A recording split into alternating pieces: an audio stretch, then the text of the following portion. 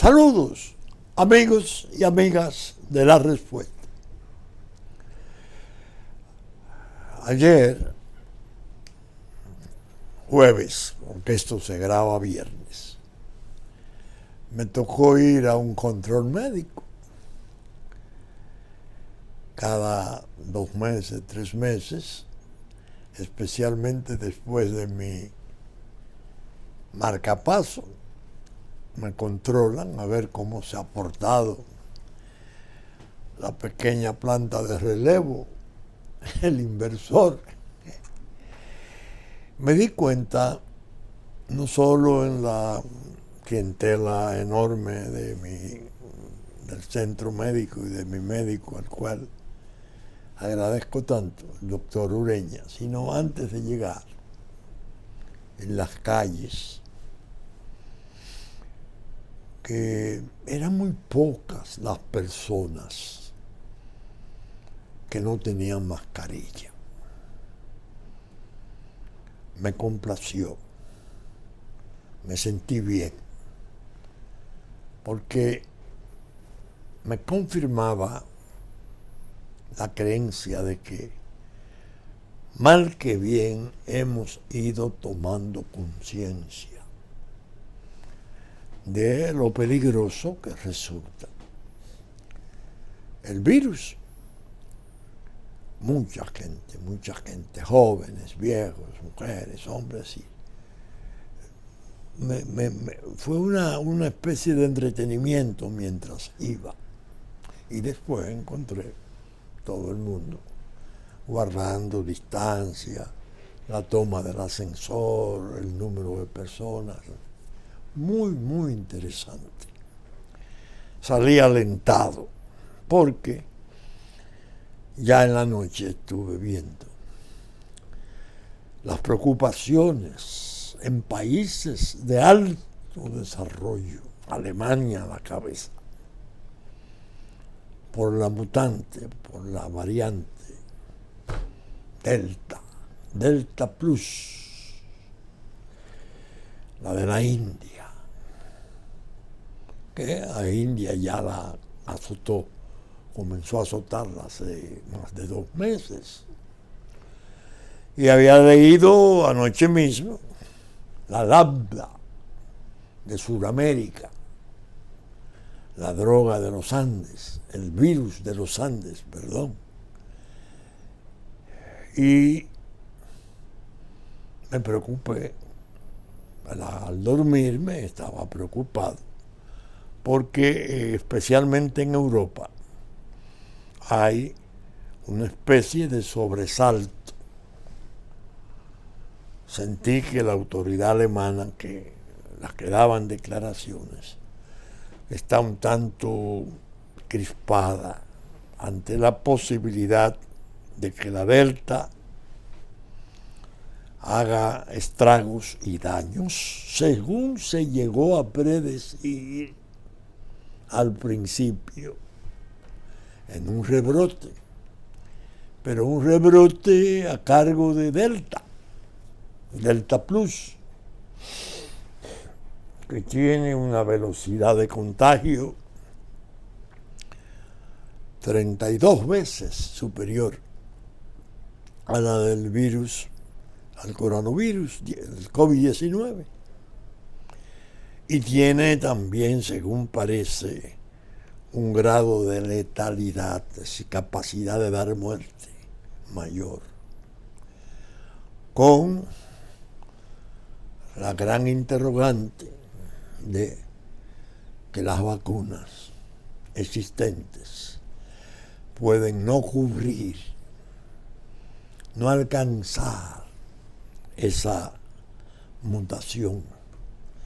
Y entonces hay la idea de una tercera dosis, y se habla de que si estamos vacunados, los que estamos vacunados con la China, podemos ponernos un refuerzo en 6 meses de la Pfizer o de alguna otra.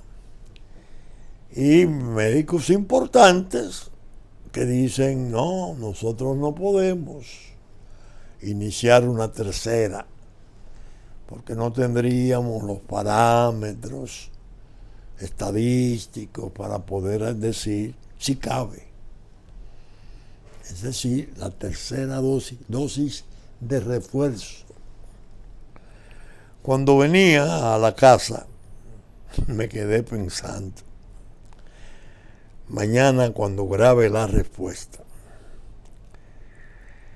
les voy a decir a mis queridos televidentes que aquel que diga, que se atreva a decir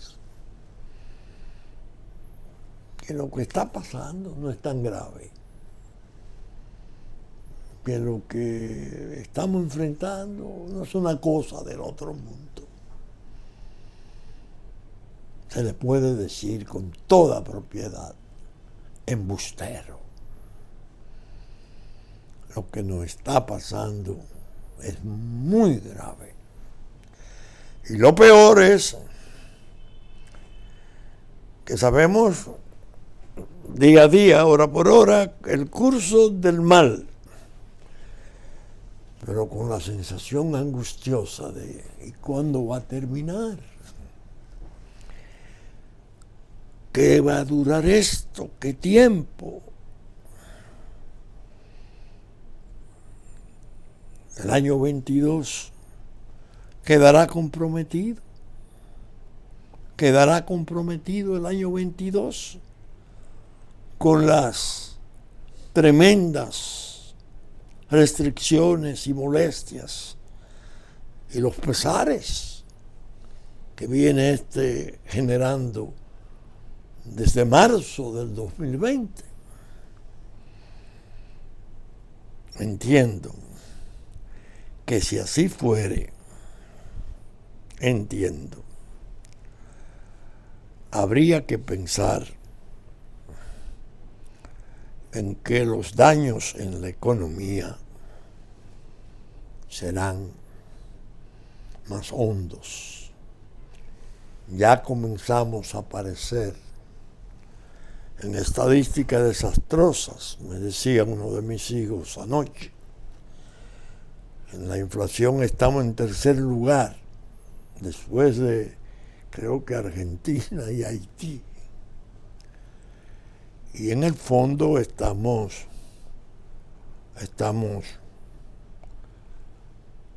expuestos a una agudización de esas penurias. Y eso a la larga es incalculable. Esa es la reflexión que hoy hago acerca de la noticia predominante del mundo, que sigue siendo la pandemia. ¿Cuántas cosas por decir y se quedan? Se podría hacer el programa en base a relatar todo lo que uno encuentra, ve y lee y entiende. Pero no es el objeto de la respuesta. No es un objetivo alarmar ni entristecer. Al contrario, tratar de levantar el ánimo. Al mal tiempo, buena cara. Con la pandemia tenemos que armarnos de ese ánimo, de ese interés, que se acerca mucho al interés del sobreviviente,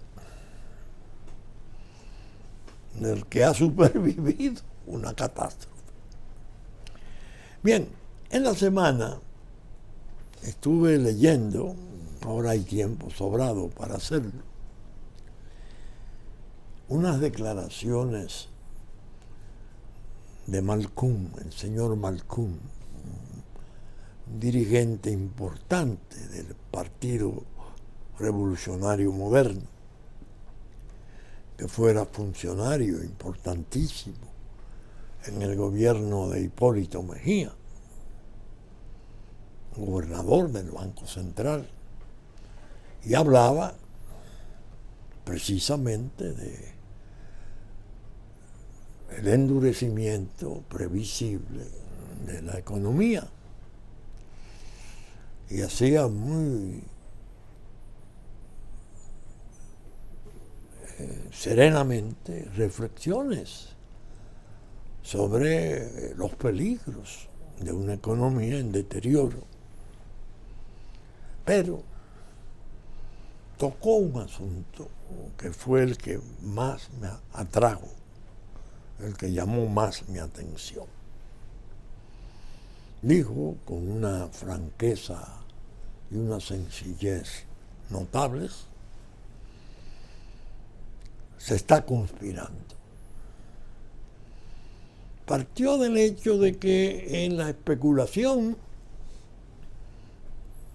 innominada, difusa, que pueda haber en esos índices crecientes de inflación, hay un ánimo conspirativo contra el gobierno. Pero, agregó, hay militares y políticos conspirando. A mí, esas declaraciones del licenciado Malkoun me llamaron no solo la atención, sino me invitaron a revisar conceptos que he emitidos, que los he escrito en la pregunta, al grado de que hay 3 entregas de la pregunta bajo el título de El complot, un tumor latente. Siendo José Luis Malkoun miembro importante de ese partido, se entiende que su información hacia lo interno viene a ser casi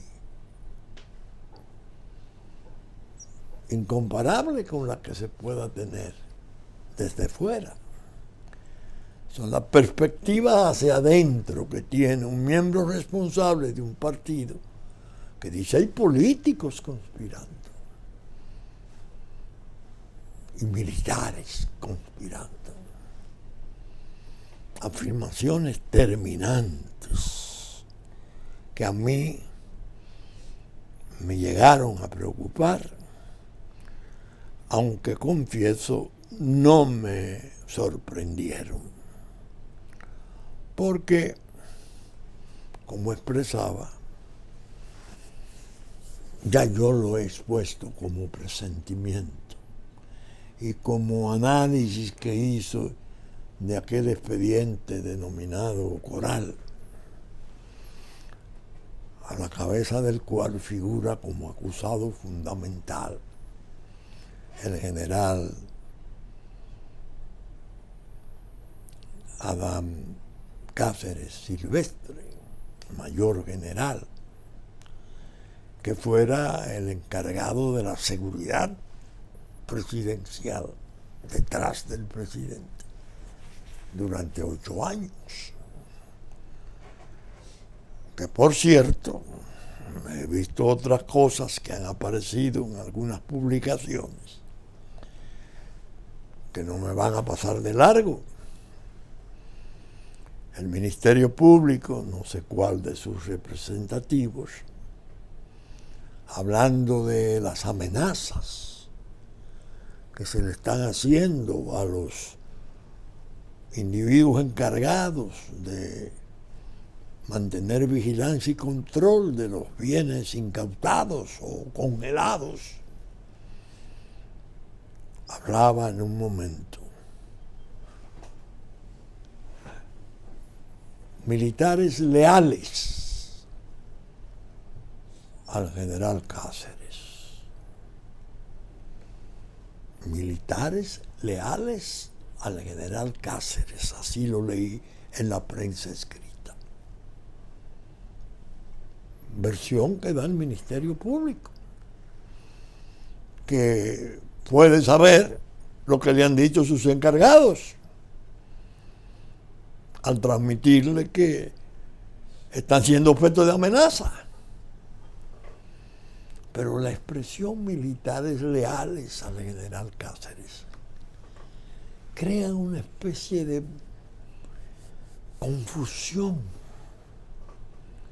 Y creo que el presidente de la República en gran medida descuidó ese aspecto al no suspender al general Cáceres Silvestre de sus funciones y permitir que se diera el caso un tanto estrambótico de un mayor general de nuestro ejército vestido con traje de presidiario nayo, respondiendo a cargos graves, pero activo,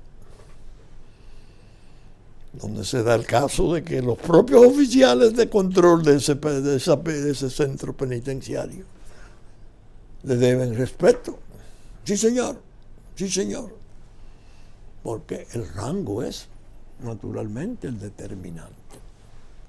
La suspensión se ha aducido que fue suspendida, fue paralizada, porque llevaba en la base un informe de una comisión que analizara los hechos y que previamente tuviera el criterio de que era plausible suspender al oficial bajo acusación. Yo pienso que el presidente, comandante en jefe de las Fuerzas Armadas, no fue alertado de que se podrían producir efectos derivados de esa tolerancia de él, nocivos,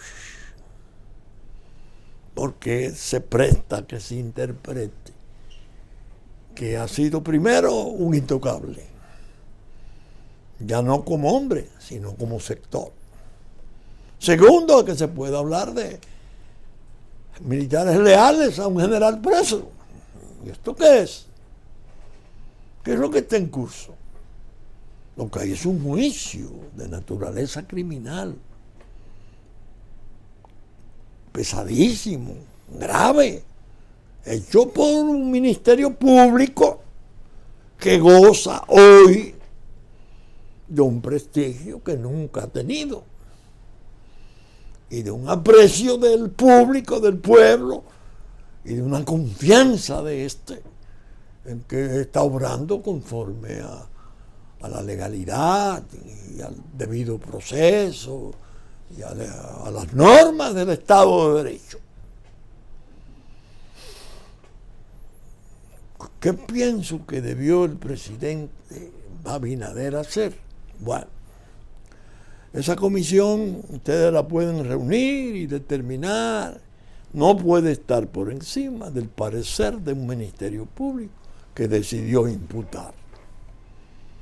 El estremecimiento nacional ha sido colosal. Ha sido noticia mundial. Bueno, sí, pero usted sabe, no sé. No es el hombre el que está preso en Najayo, es el rango, es la investidura. Y a lo que hay que cuidar con la suspensión es a la investidura. Yo sé que para nosotros, los pueblos de Latinoamérica, esas cosas resultan complicadas. Por ejemplo, en México, cuando detuvieron al general Cienfuegos, que fue el jefe militar más importante de México, y lo apresaron creo que en California por vínculos reales o supuestos con el narcotráfico de México, el tráfico mundial. lo detuvieron, pero él estaba ya retirado.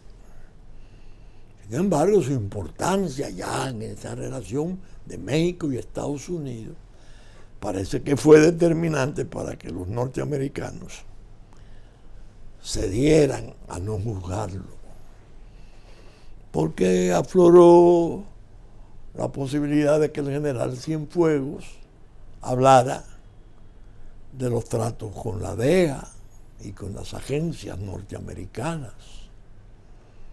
Y entonces podía eso producir complicaciones aún mayores. Pero aquello estaba ya frente a un general en retiro. Aquí tenemos el trastorno de algo insólito. Insólito e insostenible. El rango no puede estar vestido de prisionero, de recluso. El rango debe suspenderse. Y el presidente tenía una motivación sobrada para decir: no, yo soy comandante en jefe de las Fuerzas Armadas, es un escándalo enorme, no es un aspaviento de prensa, no es una intriga, se trata de un proceso abierto por un ministerio público independiente, al cual yo advertí a las dos fundamentales de su cabeza, al juramentarlas, que ni de mí recibieran siquiera una insinuación. Son absolutamente independientes. Una obra, un cambio verdadero. ¿Por qué dejarlo marchitar? ¿Por qué esa vacilación inexplicable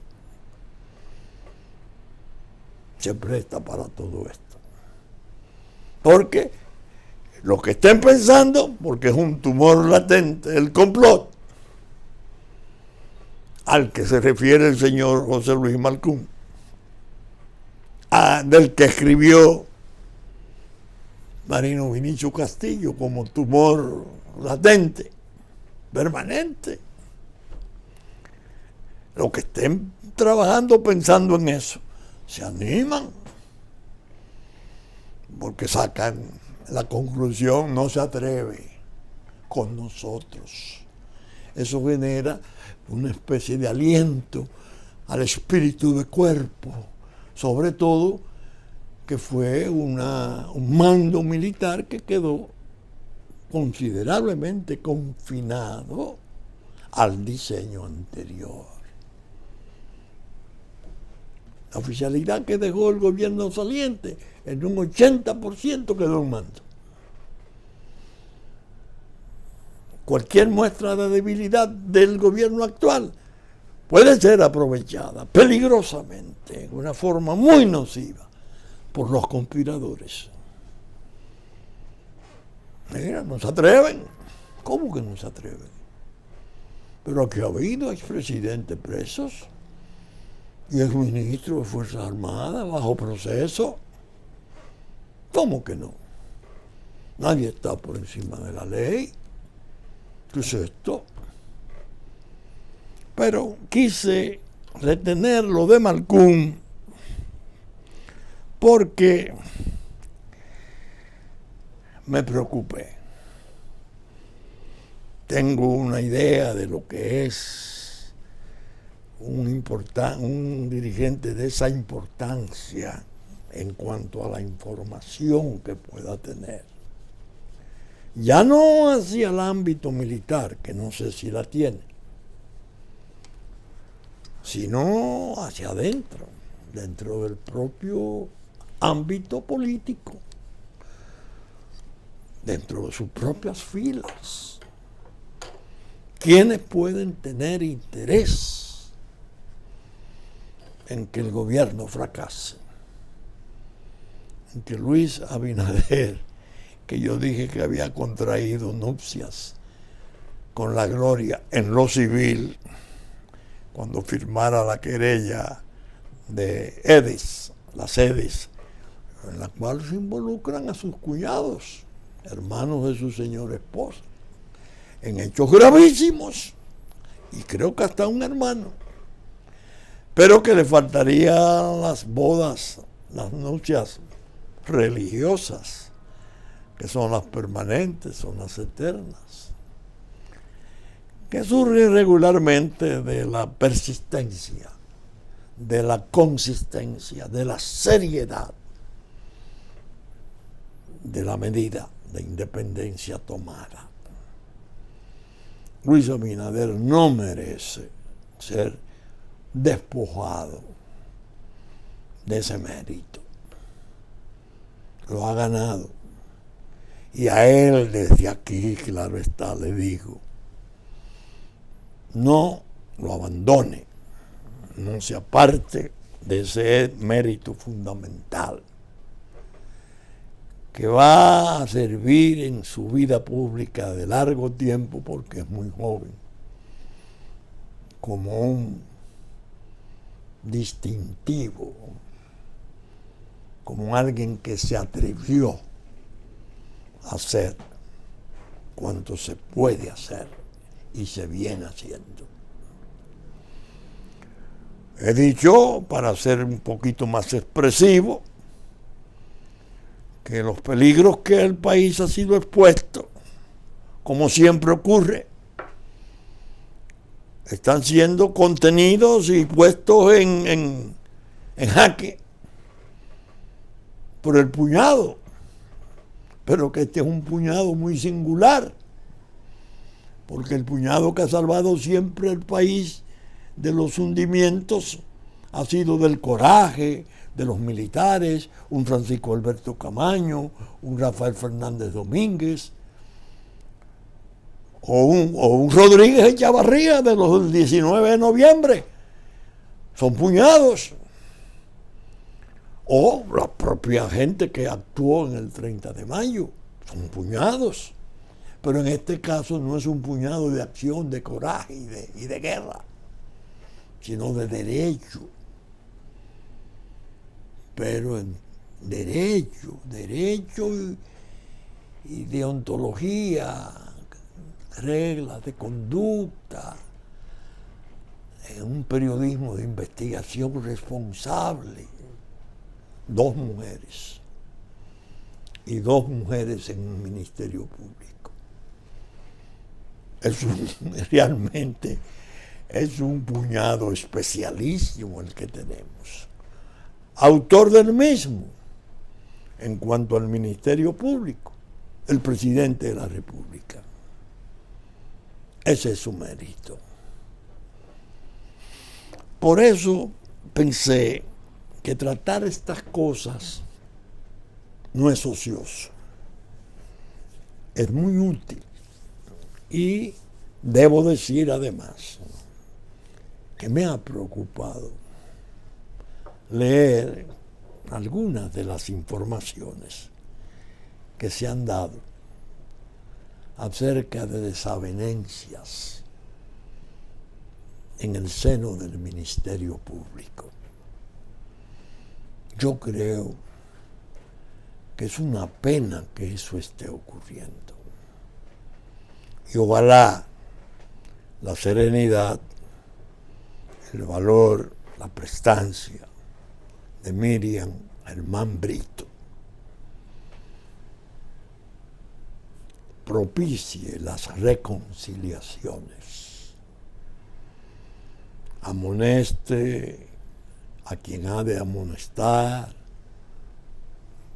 comprenda a quien ha de comprender y pedir que por favor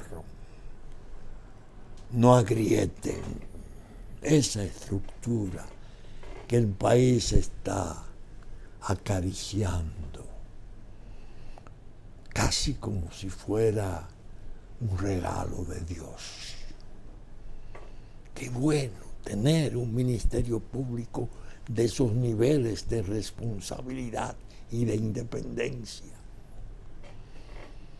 que no es un amanuense, un sicario que se presta para retorcer un expediente, para elaborar otro falso y perseguir y deshonrar. No.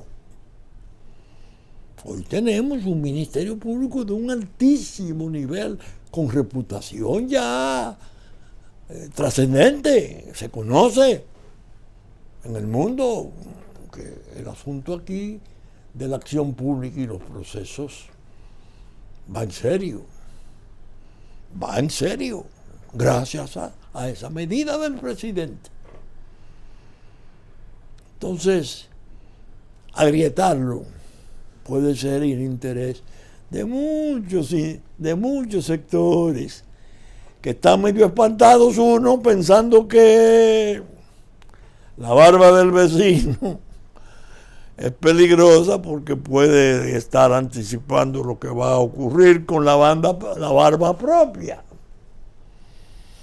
Y dan máquina y chismotean. Y a una le dicen una cosa y a la otra le dicen otra. Y cuando viene a ver hay una pelea enorme. Y entonces eso se presta para, miren, lo que es lo mismo, un desorden. Ya incluso trascendió. Y veo que la propia fiscal del distrito se inhibe de conocer o de manejar, porque ya eso está bastante conocido en esa fase. El expediente de César, el abusador,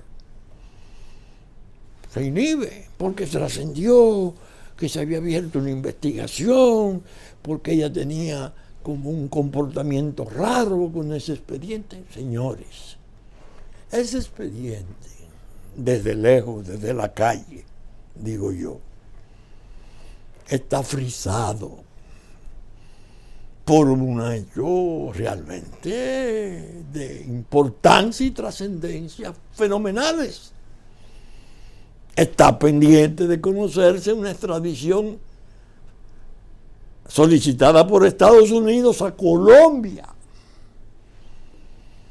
Y la Corte Suprema de Colombia tiene que decidir esa solicitud de extradición. Pero hay un muerto en Colombia que se dice que fue el propio César el abusador cuando se pudo fugar, llamémosle así, o cuando se pudo evadir en las condiciones que todos sabemos que se produjo aquello. Y es posible que la Corte colombiana tenga el trastorno. Bueno, lo piden para una trama de tráfico de los carteles nuestros, pero aquí hubo un muerto. ¿Juzgamos nosotros primero o extraditamos?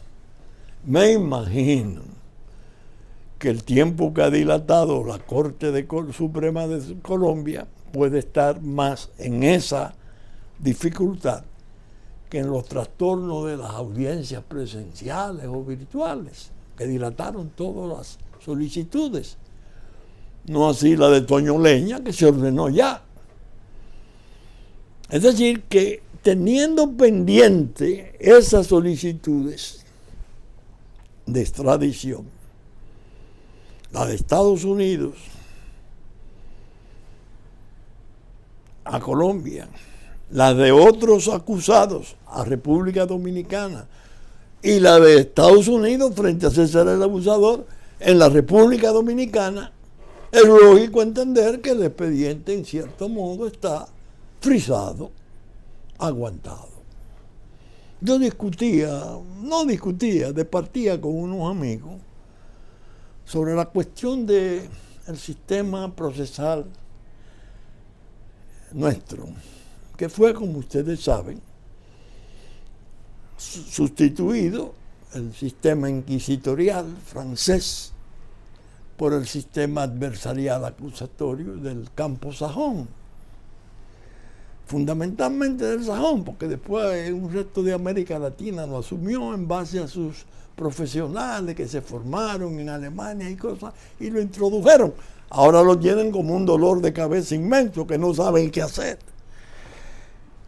Hay una deficiencia peligrosa, y es que se suprimió la contumacia. y se sustituyó por la rebeldía. Pero al hacer esto se le dio una importancia tan enorme a la rebeldía que el propio código establece que el proceso se paraliza desde que el sujeto en rebeldía la mantenga, que solo se puede restablecer cuando él se presente o fuere apresado. La contumacia del sistema francés iba más lejos. Condenaba en ausencia a la pena máxima, pero con la condición de que si se presentaba o era apresado, entonces esa sentencia se tendría como no intervenida, como no pronunciada.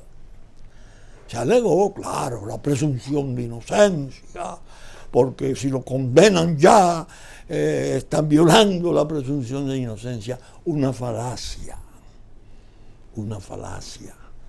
porque esa condenación se imponía en la contumacia y se impone en Francia por la burla, por el desprecio del sujeto al requerimiento del Estado a ser juzgado. El Estado le dice, no, tú no te presentas, tú no aceptas que yo te juzgue, está bien, te voy a poner la pena máxima que tú tendrías. ¿Tú quieres evitarla? Preséntate. ¿Tú quieres borrarla? Déjate atrapar. Ven, no intervino. Pero no te puedo dejar circulando en mi sociedad como alguien intocable. Así él cometió esos hechos, pero anda ahí y no lo procura nadie, que es el caso de la rebeldía que se está dando aquí. Que son miles y miles y miles de los llamados rebeldes que tienen los procesos paralizados.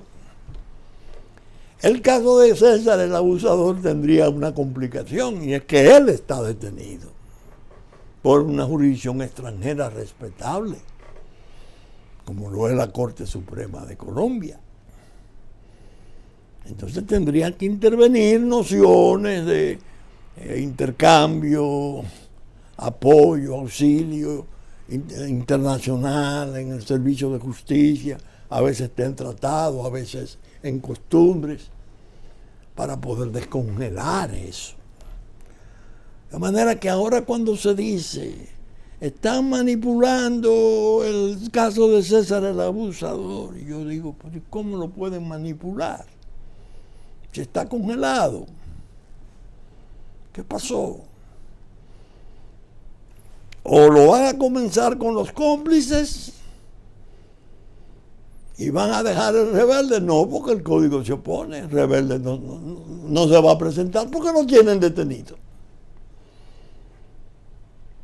Fíjense cómo alrededor de una sinrazón y se arma un embrollo, pero meten la versión de César el abusador, que es una manera de, primero, a un ministerio público que está recuperando considerablemente en los otros planos el respeto, porque la gente espera que con la cabeza esclarecida que tiene va a mejorar todo.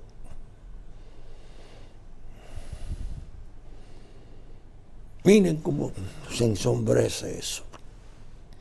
Y entonces, las dos damas, yo una no la conozco, la otra la aprecio mucho, pero tengo entendido que son dos damas que han ganado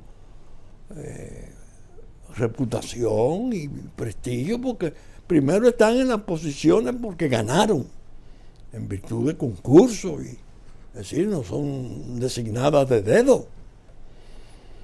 Y me luce que son suficientemente conscientes. Yo no conozco a la doctora fiscal, creo que apellido Ramos. A Jenny sí la conozco y la aprecio desde que era fiscal en Santiago, y la he visto en su trabajo magnífico, brillante, y cómo ha crecido. Que por cierto, hay mucha gente que le gusta la intriga y le gusta la torcer las cosas. Señores, tenemos que cuidarnos. La sociedad nos la están enfermando. Se me acercaron dos personas y me decían, mire, usted alaba mucho a Jenny, pero Jenny, cuando pusieron una querella sobre la Fundación Institucionalidad y Justicia del doctor Leonel Fernández, que la preside, que es pública, ¿no? Es de la Nación. Ella dictó un auto ahí raro y dejó sin efecto la persecución, pero hizo una serie de alusiones que son capciosas, contrarias al profesor. Yo lo había leído. Digo, bueno, ustedes no conocen a Jenny. Jenny tuvo sus motivos para rehusar la acusación y era más que obligatorio hacerlo, porque era una grosería en aquel tiempo en que se perseguía destruir a Leonel Fernández, incluso imputándole lavado de activos en la Fundación Democracia y Desarrollo. Por Dios, una entidad que le ha servido al país para la formación de jóvenes, becas, de conferencias, de académicos importantes, que no es de su propiedad, es de la sociedad. Pero eso no indica que ella no tuviera criterios sobre otros aspectos. Esa actitud es precisamente lo que la caracteriza.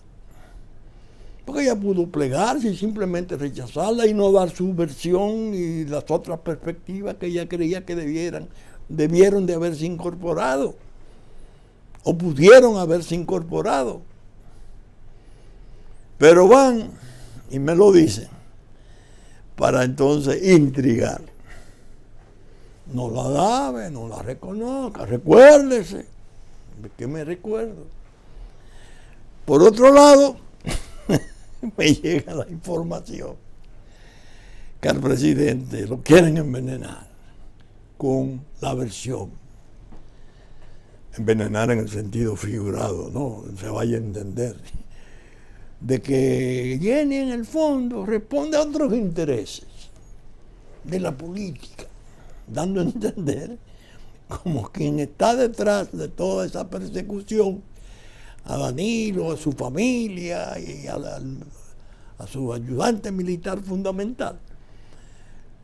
No es Jenny, ni es Miriam, ni es la ley, sino que eso son instigaciones de la política del litoral, de la fuerza del pueblo.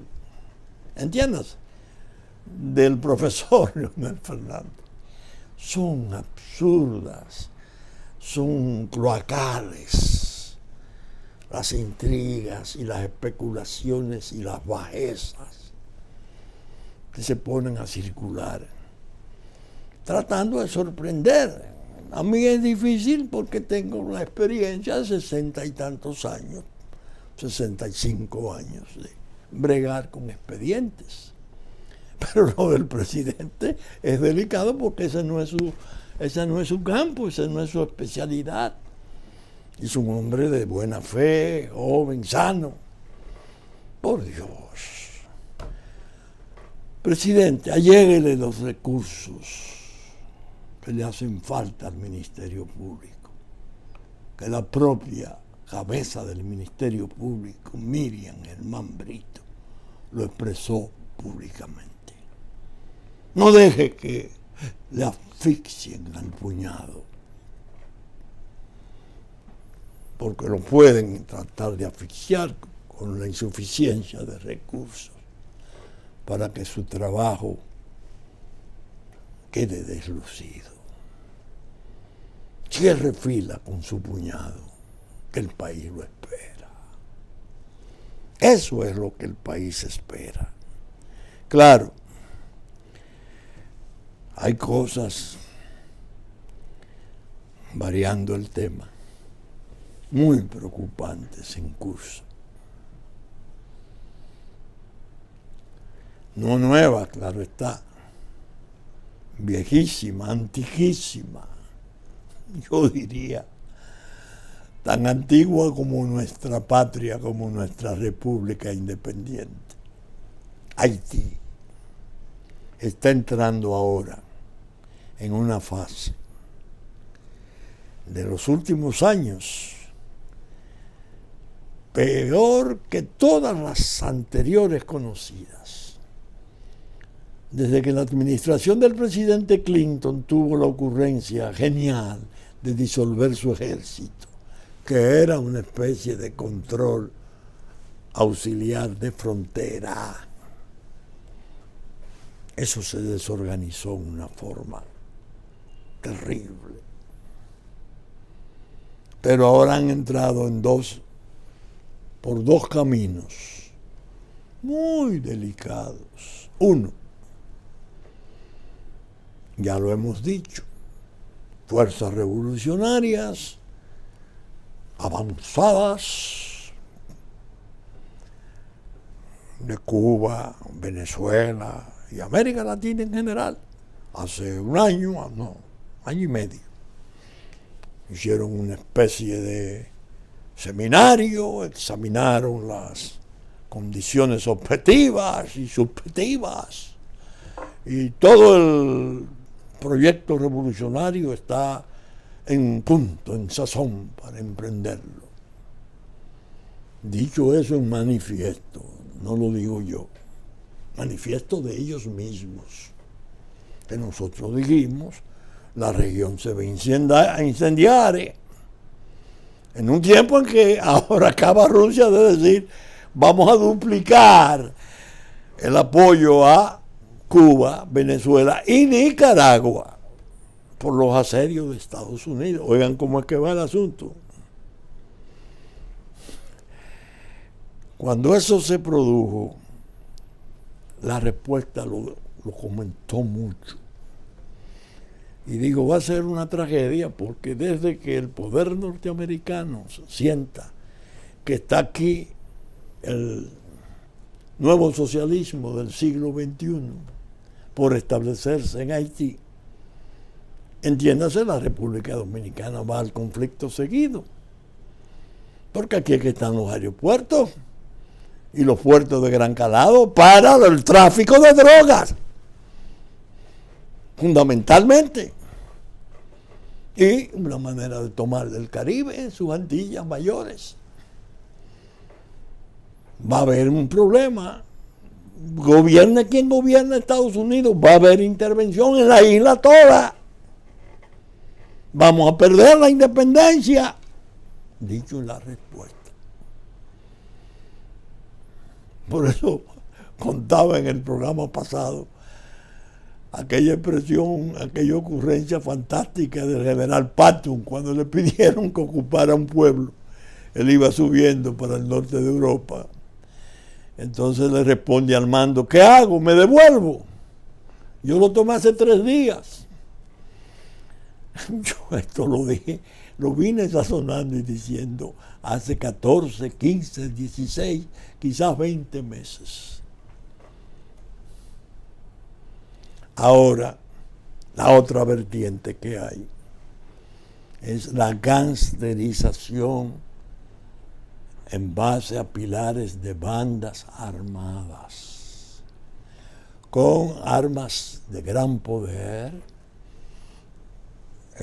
organización apreciable, asesoramiento variado, tanto de los carteles como del Boko Haram de Nigeria, secuestros, ejecuciones. Óigame, el asunto se está poniendo que ya declaraba uno de sus jefes fundamentales en la frontera, cómo van. En ocasión de toda la disputa de masacre, estuvo por ahí en una inspección. El verdadero poder militar lo van teniendo esos grupos de bandas armadas mafiosas.